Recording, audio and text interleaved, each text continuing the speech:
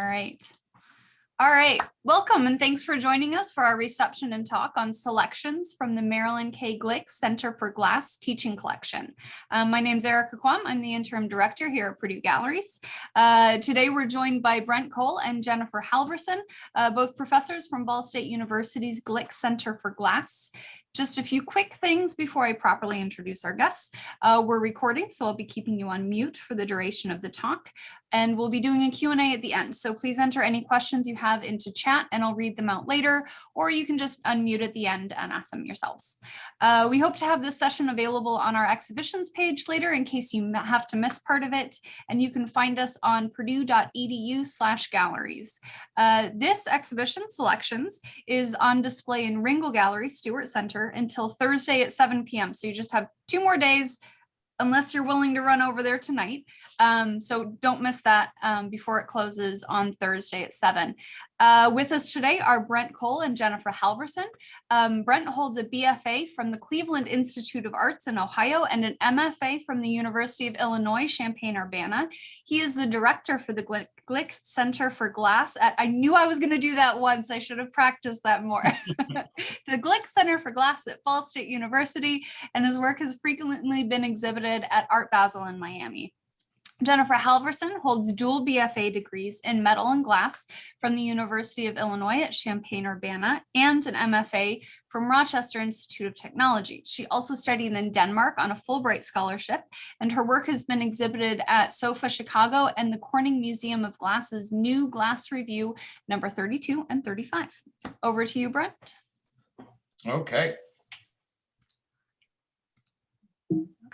So, probably the best place to start is talking about glass.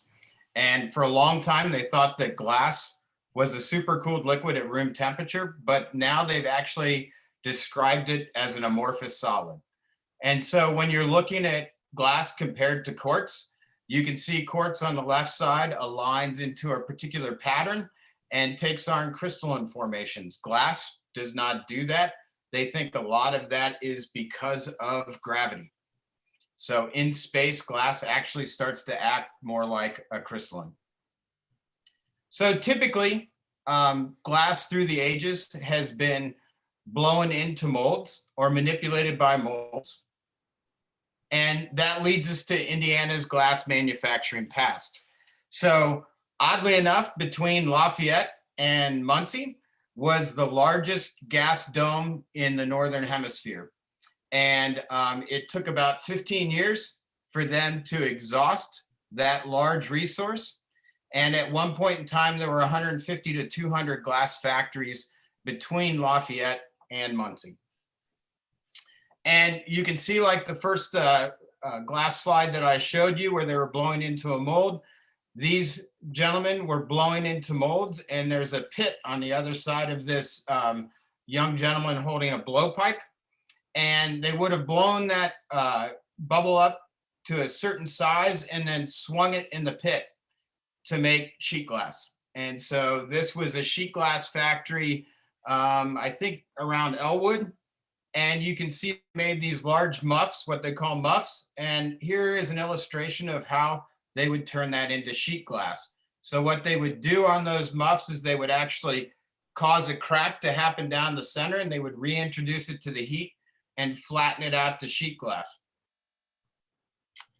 Muncie, one of its claims to fame is the Ball brothers, hence the name for the university. And the Ball brothers were lured here from the East Coast by the land and gas that was available, and also by the sand that was available up on the dunes.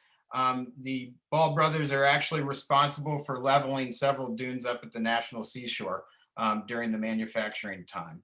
And you can see these young individuals are working on a press machine to produce ball jars. Another company that was in the area was called Hemingray. You can see here's a portable press unit that would have moved through the factory. And here are some of the Hemingray isolators that would have been used on telegraph lines and electrical lines. And incidentally, the blue color is from the occurrence of copper in the sand. And if there's green, in the isolators, it would have been from the iron in the sand. And here's a stack of Hemingway isolators getting ready to be loaded on train cars. And Hemingway ran until about 1972 and was located on the 2.5 to 3 block, close to the 2.5 to 3 blocks that the Ball Corp occupied at that time as well. Neither one of these plants are still in existence. And you can see some of these press machines loaded onto a train car here. And I'll let Jennifer talk a little bit, but we have the luxury of having one of these presses in our facilities at Ball State. So at Ball State, we have brought factory processes into the curriculum, partly because of the heritage of the area. And so we have a large press machine, which is viewed in this photograph, and then a smaller one, which we've acquired. And we're just one of 2 schools that study glass art that has these around, because there was a bit of a separation, which we'll talk about later. In this image, we see graduate students and undergraduate students working and learning about this process. And the man in the blue shirt, his name is Ron Dick, and he's actually a 3rd generation glass presser of Fenton Art Glass, which is in West Virginia. So this is a new process for the studio artists to be learning at this time. So a fair amount of us are going back and trying to gain that knowledge from factory workers. And we've been very fortunate to have Ron visit Ball State 2 or 3 times now. And here's just another shot. So every undergrad and graduate student has the opportunity, they're welcomed to be involved in these press sessions that we do a few times a semester. And it's just a different way of working. It's a different teamwork idea of production. And it's a really nice kind of experience for them to have. And we're hoping that there's going to be more avenues of this technique for artists and public access studios in the future. And this is a shot of one of Ball Corp's facilities.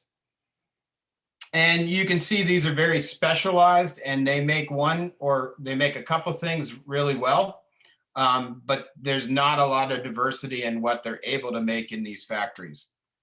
So the American Studio Glass movement was essentially started by a bunch of ceramicists that wanted to see how they could take the glass processes out of the factory and be able to manipulate them in their own backyard.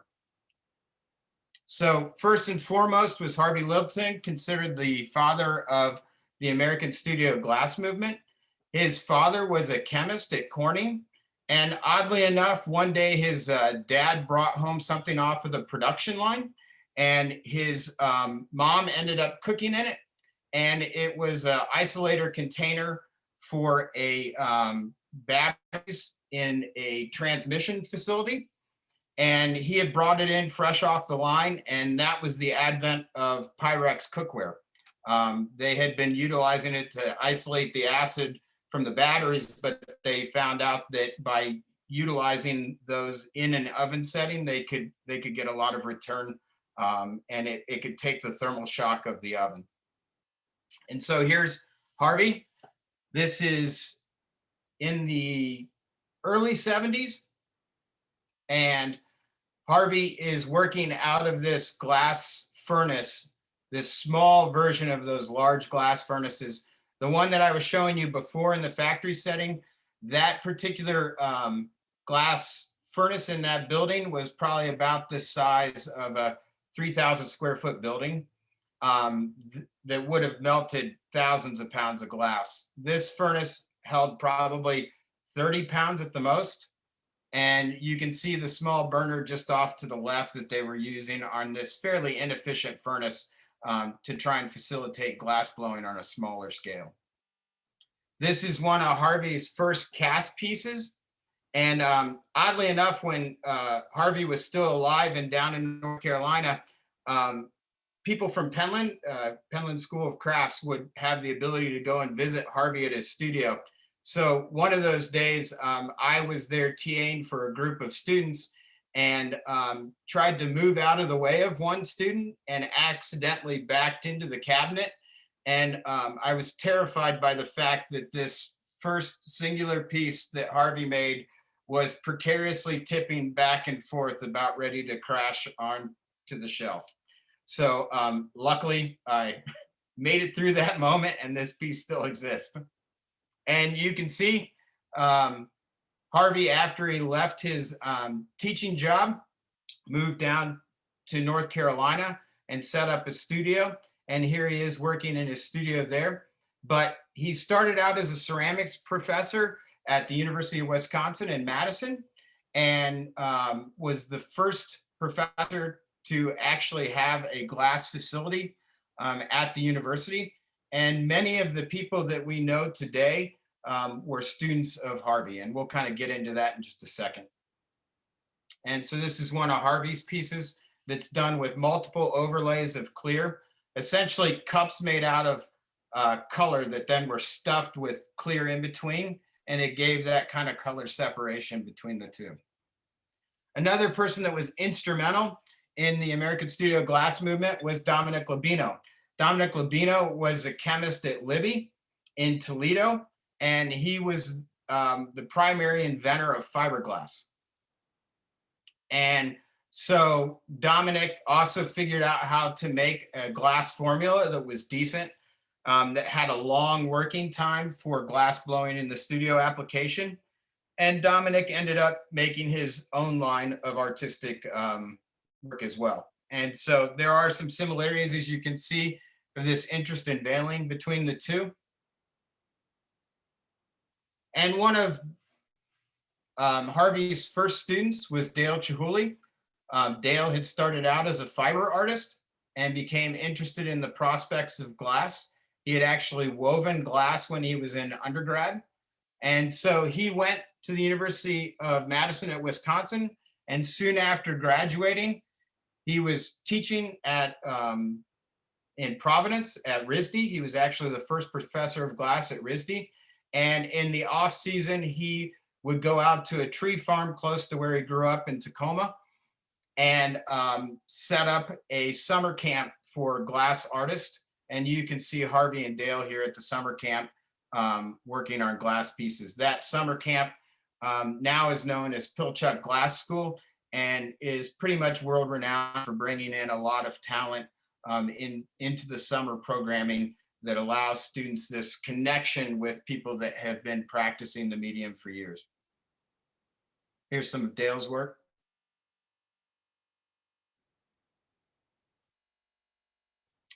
And one thing that's interesting about Dale is a lot of people were interested in taking the processes out of the factory, but Dale in many ways kind of put the teamwork back, the teamwork ideal from the factory back into the studio process. Another earlier practitioner is Marvin Lepofsky. He ended up founding one of the California glass schools. And one of the things that Marvin was really instrumental in doing was traveling and making his work at a lot of factories in different parts of the world, and was instrumental in bringing those folks back to the United States. This particularly odd piece is blown glass with flocking on top of it. And here's another piece that he did. In a lot of his processes, he would find errant material around the factories and just pile it together and blow a bubble on the inside of it and pull those steel objects off the outside of it, and then cold work and sandblast it. Tudzinski, one of the first female glass artists. Tut started out blowing glass and then started fusing and slumping glass. So the work that she's known for is made out of a lot of small little threads of glass that are fused together into one homogeneous sheet and then slumped over top of a form. Mark Pizer. Mark started off as an engineer and gravitated towards glass. This is an image of the piece that's in the show. The piece in the show, obviously the photo is not quite as dynamic, but one thing that's really interesting about this is kind of like Dominic Labino, he really got into the formulations of these different glass recipes. And on this particular one that's in the show, most of the glass is pink. And what has happened is the pink glass actually is a reactive glass. So if it cools off, it opacifies. So in this particular piece, there was a mold that had the stairs into it. The glass, hot glass was cast against that mold. And then when the blue glass was introduced, it caused that separation between the two to strike and for that to turn into an opalescent glass or a more opaque version of itself. And this is some more of Mark's work. And like I said, most of these colors are being formulated by Mark himself. The little sun that you see in there is actually produced by adding uranium to the glass. And this is some opaline that he has formulated. And you can see how he can change the color intensity and opacification of the glass according to where the heat is. One of Dale's first collaborators was Ben Moore. And Ben, in addition to Dale, had both of them had Fulbrights. Dale's Fulbright was to Italy, and Ben Moore's was to Austria. And also, Ben spent a fair amount of time on Murano. And Ben started to bring a technical aptitude to blowing glass that we had not seen before. Another person that worked for Dale early on was Billy Morris. And most of these are sculpted, but most of these are hollow sculpted. So Billy's actually taking the bubble, and instead of making a traditional vessel out of it, is manipulating the interior and the volumetric space. And then Tom Patty. So this particular piece is fused sheet glass that is then blown into with a blowpipe while it's hot in the oven. And you can see how that blown addition tends to warp and change the way that the fused sheet glass is reacting. Here's another one where he was playing with fused sheet glass in the kiln that then the bubble was introduced into that particular form. So we have just a couple that are in the show that we can talk about the internationalization of the studio glass movement. This is Václav Sigler from Czechoslovakia. Francois Wiesner from Czechoslovakia. And Claudia Barella from New Zealand. And one thing that is different about a lot of the international studio glass movement compared to the American studio glass movement is that they never really divorced themselves from the factory setting. There's been a long kind of tradition of having smaller ateliers and abilities for artists to work within the factory and design in the factory. And there's been much more of a separation between the roles of the artist and the roles of the craftsman. So when I was teaching while I was in Poland, most of the students that were there would come up with a design, and then we would bring in a craftsman from the Czech Republic to make realizations of all of those designs. And that was pretty typical for Sweden. That's pretty typical for Italy. That's definitely typical for a lot of the Eastern Bloc countries. But one of the things that's been really interesting is because of the rise of the American glass movement, it's brought a new focus on glass, and it also has meant that most of the glass artists in America have sought out techniques and principles that have occurred for hundreds of years in many of these other countries. So just to put a little plug in for our program, we offer a BFA in studio art and an MFA in visual art. And this is our building.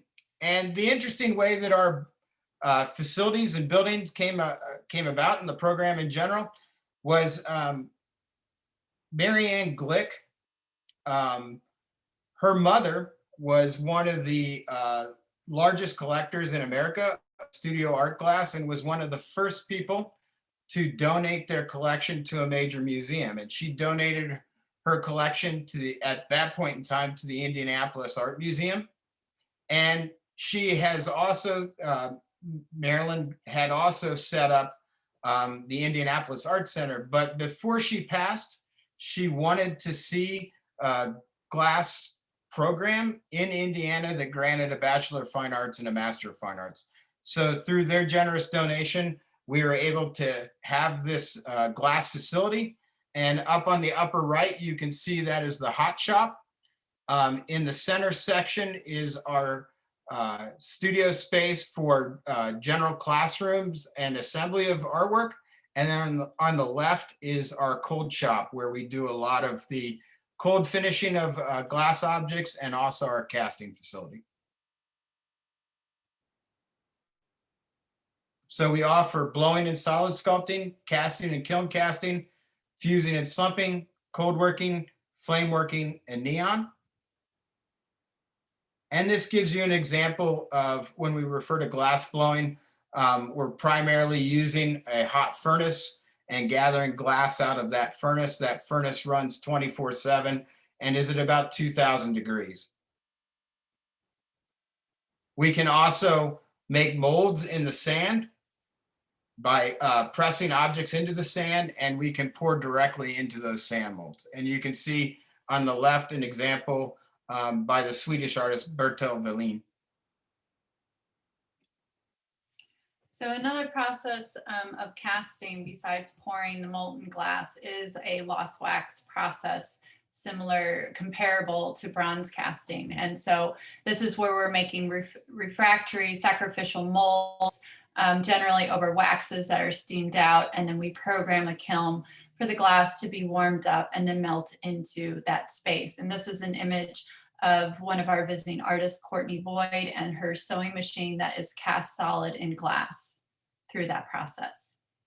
Also in the kiln, besides these hot temperatures, we work with warmer temperatures. We call them warmer. That can be about from 1250 to 1450, and we are fusing and we're slumping the glass. And so here are some examples of creating imagery and creating relief in a sculptural way through the kiln. So we do a lot of different programming. Here are some examples of some cold working. So in that studio, we are grinding and polishing, but there's also ways where it's not just a finishing process, but it's a process of the in-between, where you're carving and you're making patterns. And these examples here are from our first graduate student and his work, where he is carving through different layers of color to create pattern. And here's some of my work. The work that you see here is cast glass and mixed media.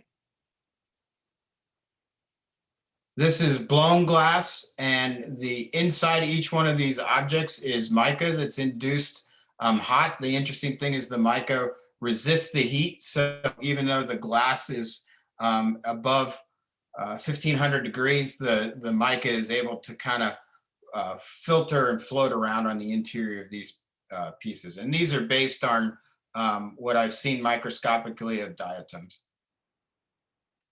And this is a relatively recent piece. This piece I completed after my Fulbright in Poland. And these are made up of star marini that are laid into this matrix that you see above. It used to be an old mail slot at an old post office here regionally. So with some of my work, I've been exploring the press machine process and acquiring some of these antique factory molds and finding ways of working with the machines and manipulating them.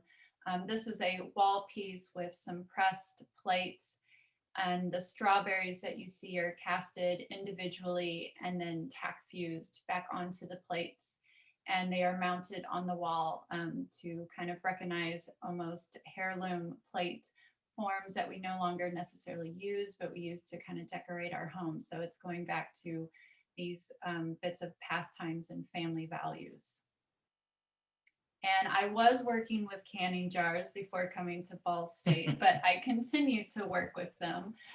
Through this process, this is a hot blow mold process. So it's taking that mold making process that we talked about with solid casting, but instead of solid casting, we are blowing a bubble into the mold, and we're able to get a lot of detail. And so we can even see the detail of the text. And then these forms are further manipulated in the hot shop or in the kiln, which you can see through the cutlery there. And these forms are to be portraits of people or different situations or feelings. This is our current studio manager, Jon Rees. He started out as in his undergraduate studies as an architect and practiced as an architect for a while before he became enamored by the material. And you can see his interest in light and space. These are actually models that are 3D printed, and then it's 3D printed using a material that can actually be melted out of the mold and then replaced with the glass, similar to wax. And another one of his studies using light and architectural references. And we were fortunate enough as well to have a visiting scholar come in from the program in Poland that we've had exchanges with, Marzena Krasminska. And you can see one of her pieces here where she's utilizing the kiln to produce these folds through a slumping process. We've been fortunate enough to have a lot of visiting artists and the capability to bring in a lot of visiting artists, and they positively affect our program. This is the De La Torre brothers. They work both out of San Diego and Baja California. And you can see the piece on the left is made in the hot shop and then assemblaged with found material. And then you can see the piece that they executed with the students in our shop. We've also been able to expand our flame working area. So utilizing the torch to not only sculpt and manipulate the material. Mainly this is made out of borosilicate. We were fortunate enough to have Matt Escucci come in, and you can see the trash that's pouring out of this. All of that has been fabricated on the torch. And he was really interested in toying and playing with the idea of consumer culture, especially as it relates to the gallery. So he was trying to take into the gallery scene and have collectors' interest in things that we would normally think of as disposable. And these are some of his bottle forms. Each one of those colors is a different application that's added on. And some of these processes we've adapted in the hot shop as well. So it's interesting to see this kind of free flow of information moving back and forth between practitioners in different areas of the studio glass movement. This is Dante Marioni. His father was one of the original hippy dippy glass blowers from the 70s. And he went on to work pretty extensively with Lino Tagliapietro and Pino Signoretto, two of the Italians that came over to the Pilchuck Glass School that helped to work on some of Dale Chihuli's work.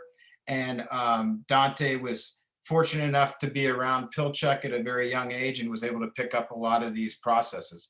And you can see the work here on the left is influenced by an Italian designer named Martin Nuzzi that was really well known for making multiple handles.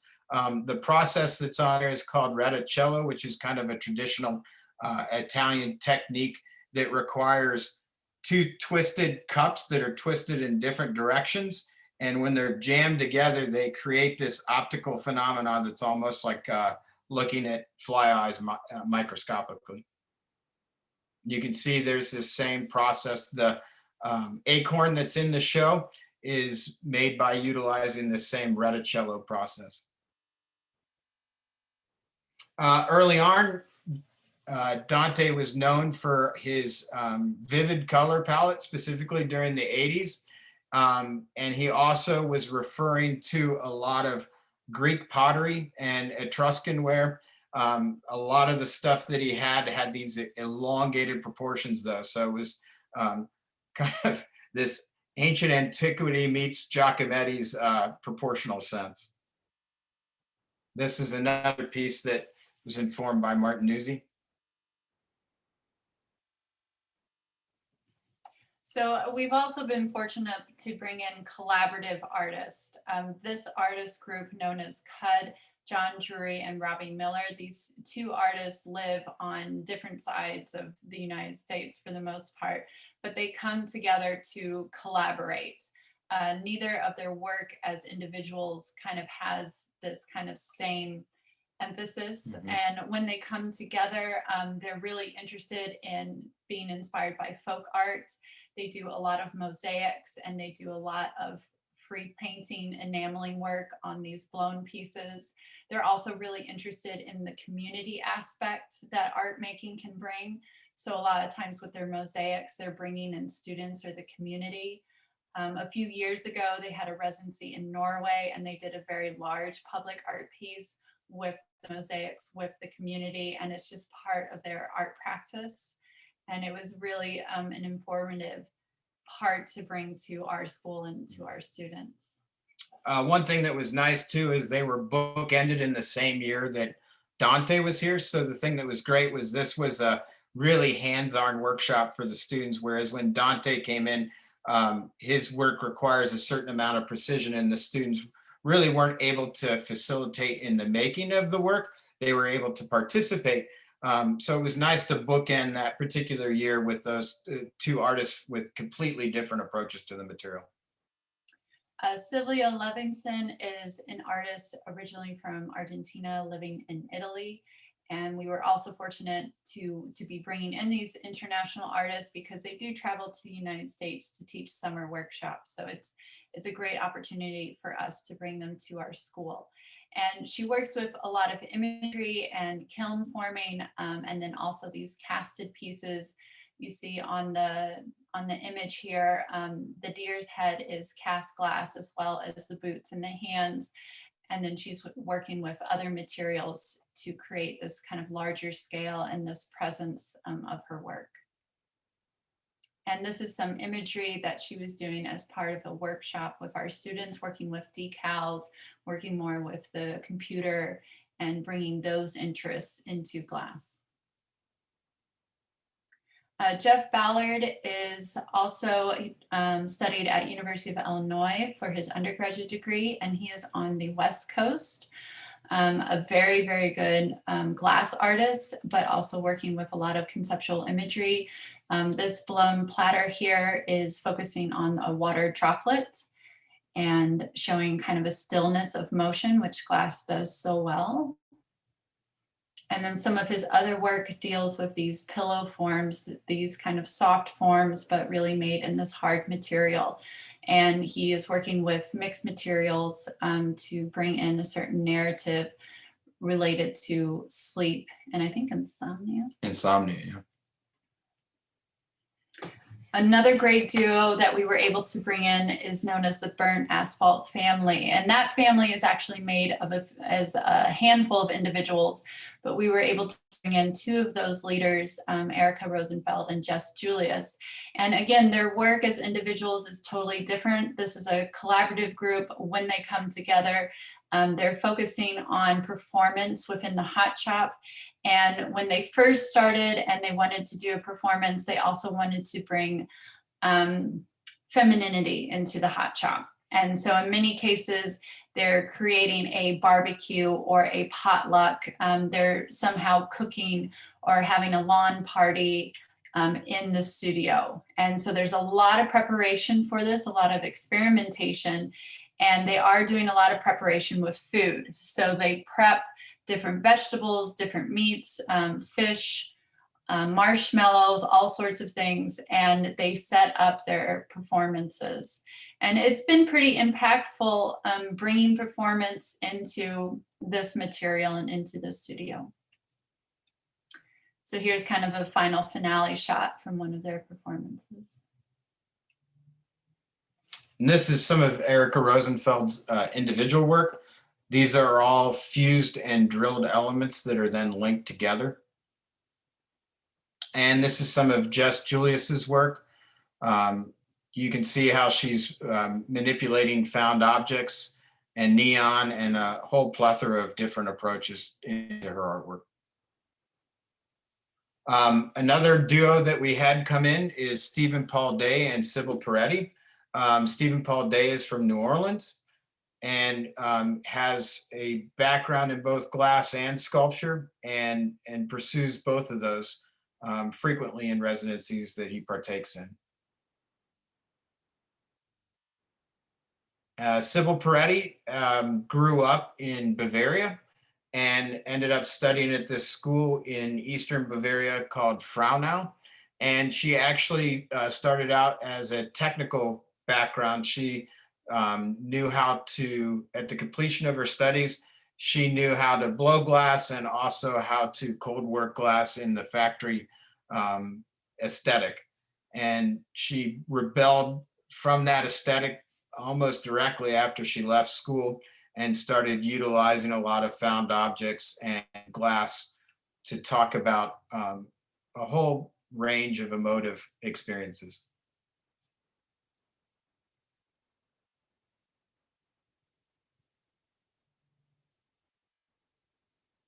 And occasionally Stephen and Sibylle will collaborate.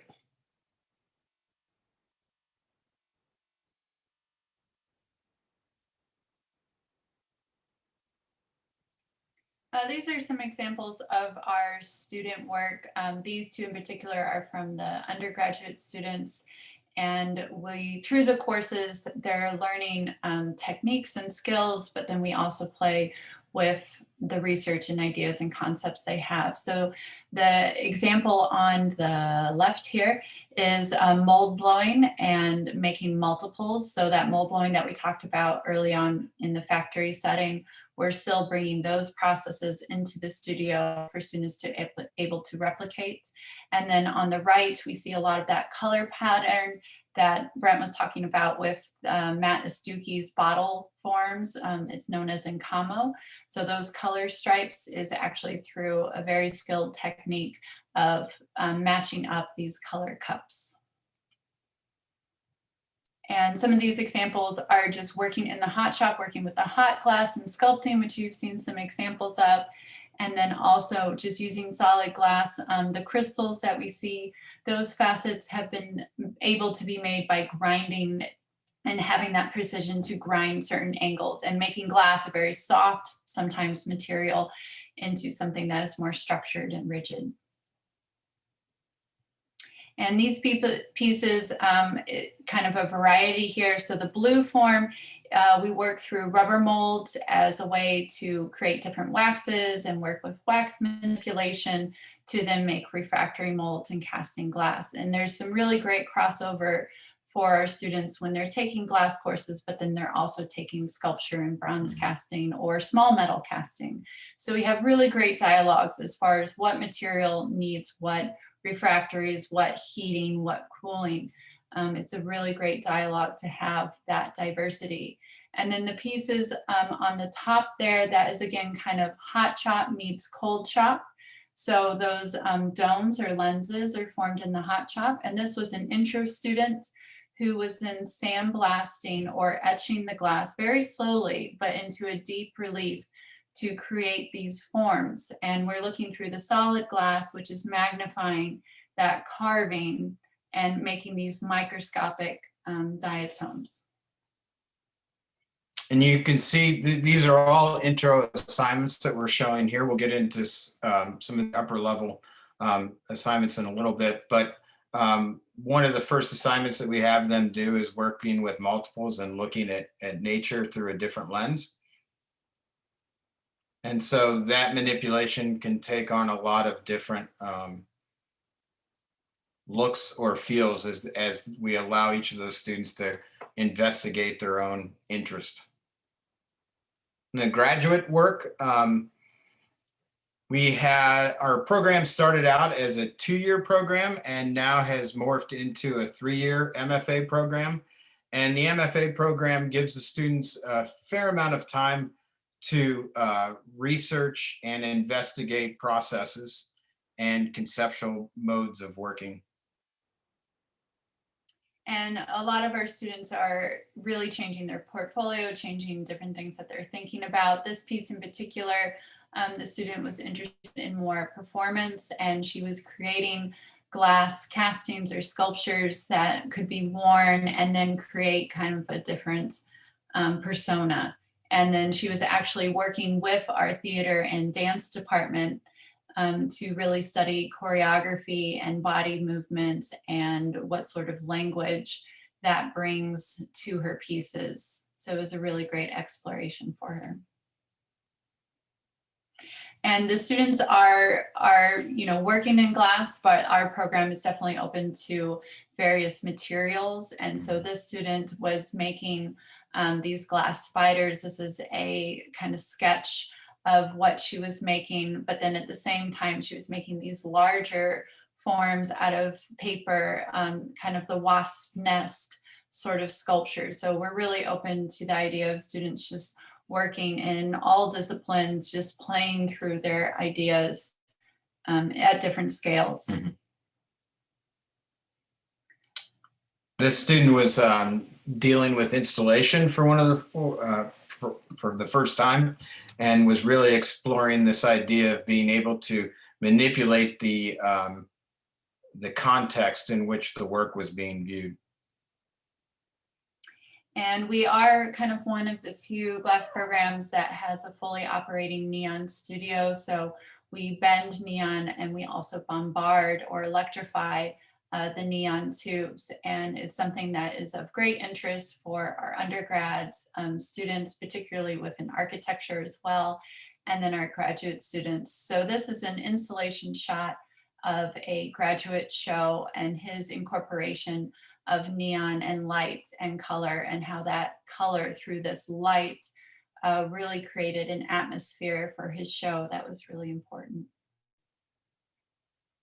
This is in the other gallery of that particular show, so you can see the contrast between the two sides and the two explorations. And occasionally we try and get our students out into the environment. We've done a show at the Garfield Conservatory. They're kind enough to allow us to take over the gardens there, and we take it over for what, about a month? Mm-hmm. And the students have to understand, as far as professional practices, how to deal with situations in which they might be liable or impact the general public coming into this space. And it gets them out of the white cube space and allows them to explore another context to put their work in.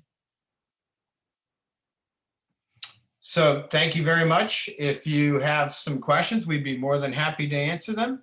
And I hope you've enjoyed the exhibition that's been there at Purdue. Excellent. Arnie, I see your hand up. Well, thanks, you guys.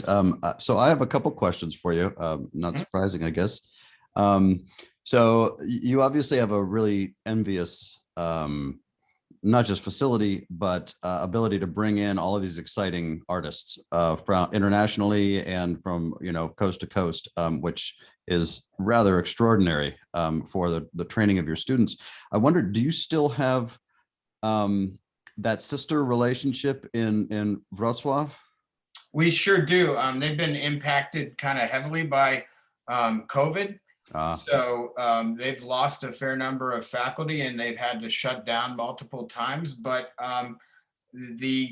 we were curious about whether that relationship was going to continue. And then delightfully in my inbox about 2 weeks ago, they're trying to re-up the Erasmus exchange paperwork. And we're excited to continue that relationship with them.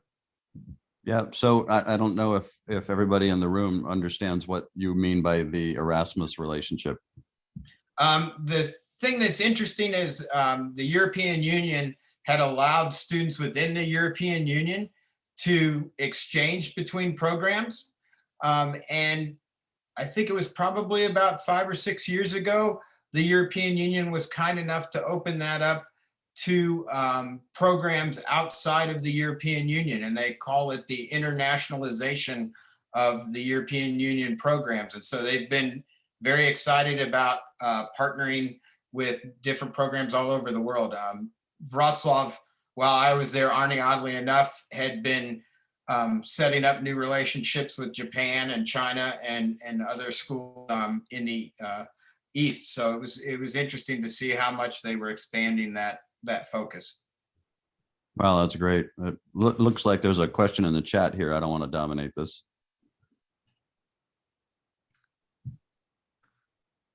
Erica, you want to? Sure. Okay. I can read it out here. In the casting process, I was wondering what type of refractory materials was used in casting. And that's a really good question. And for the most part, you can get a lot done with plaster and silica. Mhm.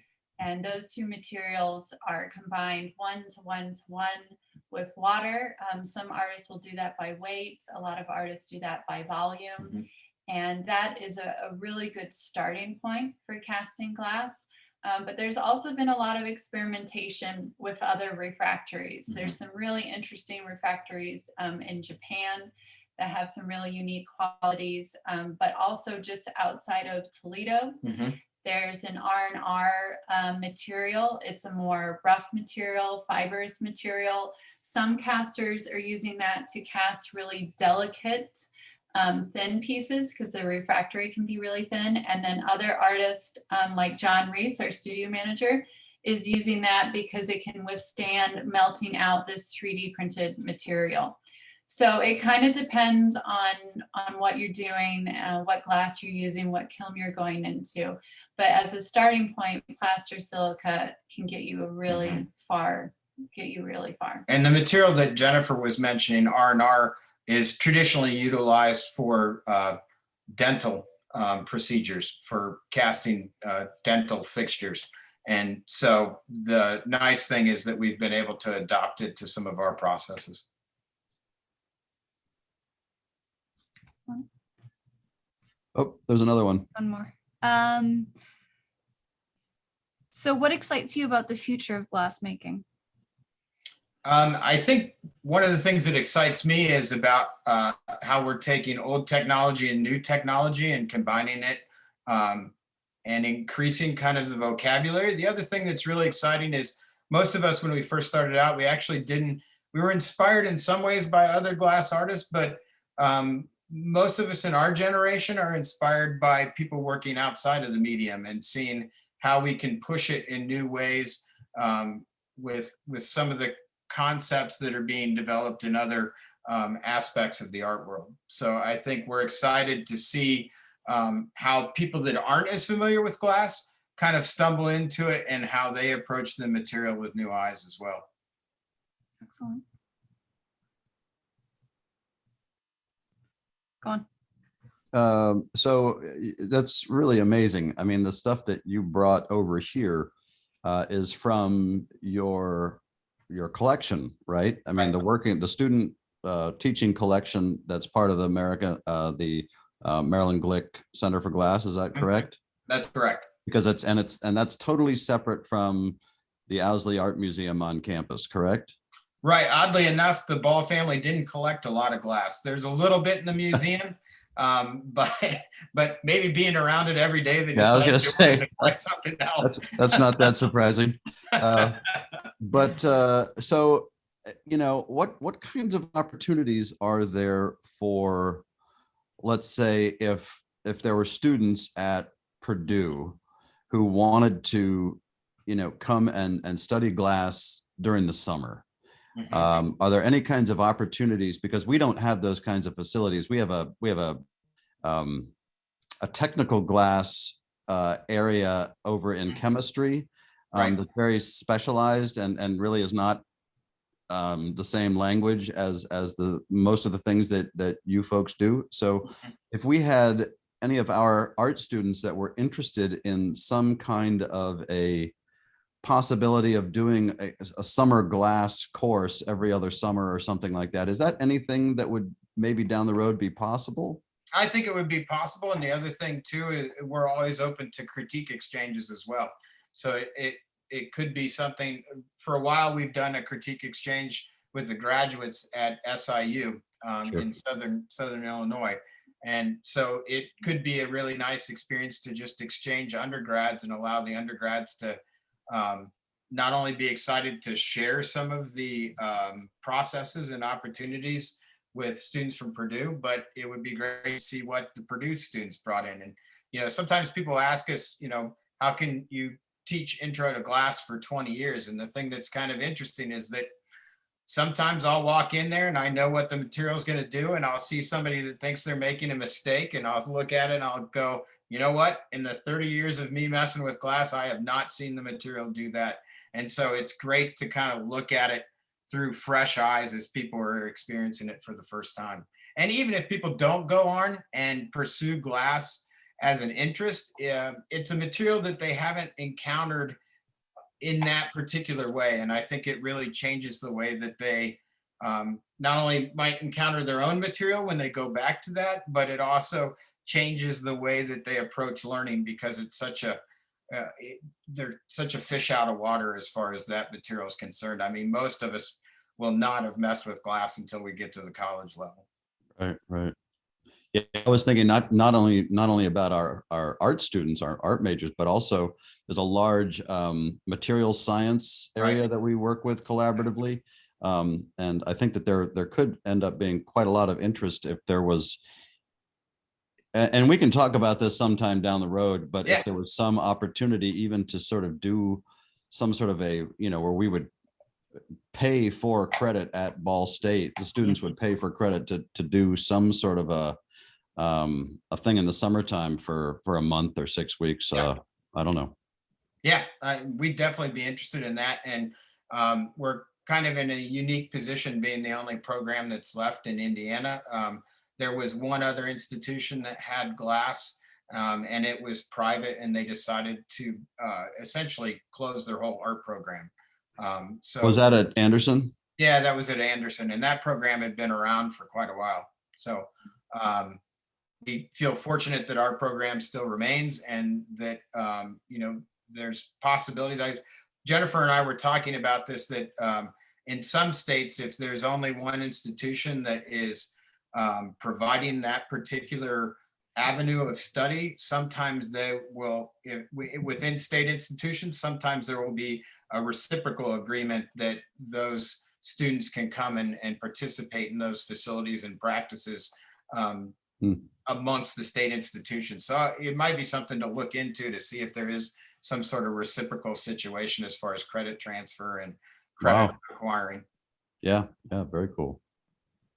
And when I taught at the University of Miami, we had an engineering program there, and it was really interesting to see how the engineers approach the material, and how people in the medical fields, a lot of times they found the processes to be a real outlet and kind of a counter to their other discipline, and they really excelled at manipulating the material. I had one gentleman that was in a PhD program, and oddly enough, he decided to redesign our furnace recuperator to have better savings on the gas consumption as part of his PhD work for fluid and thermal science. So it was interesting. We have one more quick question in the chat. Are there any artists messing around with combining glass with cast metal and based on lower melting points and things like that? Aluminum usually is not, like you mentioned, the lower melting point of aluminum is problematic. But there's been more and more people are messing with different constructions or different constructs of materials. The one thing that's interesting is they have at the Corning Museum of Glass, they actually have a residency that's a science art combination that is really intriguing. And just as somebody put in the chat, Albert Paley was messing around with that was Arnie.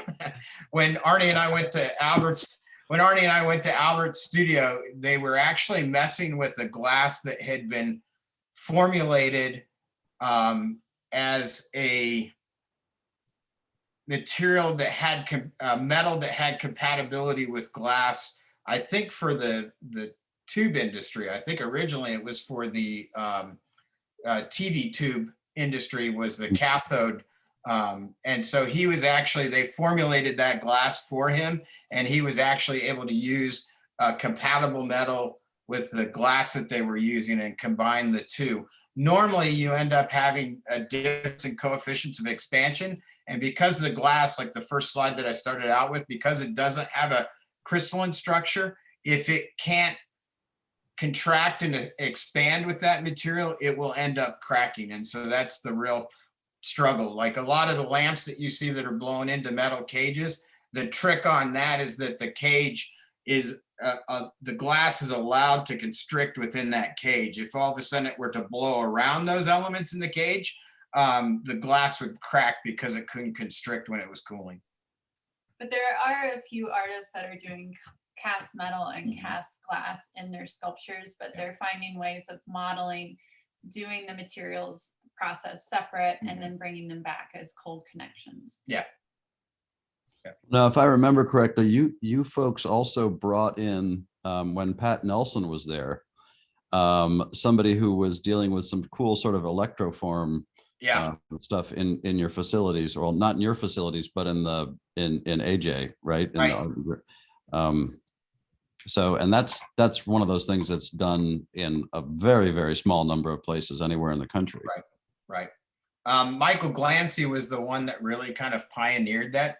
Unfortunately, Michael passed away like 2 years ago, but he ran the electroforming setup at RISD for a number of years. And the thing that was nice with the pieces that we have in the exhibition was one of our grad students fabricated the glass, and then we were able to sandblast it in our facility and then take it over to the metals facility and put on what they call a DAG, which is kind of it's an electrostatic conductive paint that you're able to put on those sandblasted areas, and it attracts all of the copper out of the bath.